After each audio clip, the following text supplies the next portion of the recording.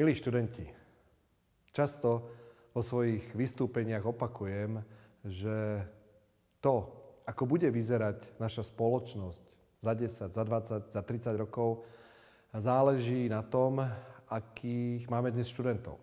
Čo sa všetko naučia, čo budú vedieť, ale aj to, akých z nich budú ľudia.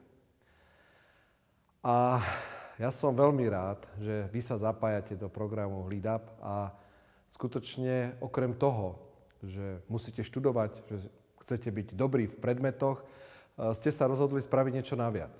Spraviť niečo preto, aby ste okrem vedomostí ukázali, že máte chuť rásť aj po stránke takej osobnostnej. A osobne si myslím, že robíte jeden úžasný krok. Robíte to aj pre seba, pretože o chvíľku mnohí z vás pôjdu na vysoké školy.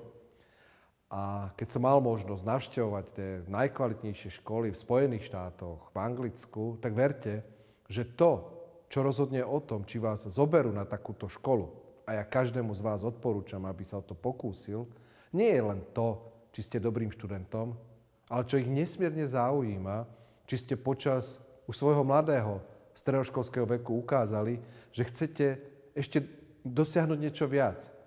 Že okrem toho, čo sa učíte, ste ochotní sa vzdelávať a rásť.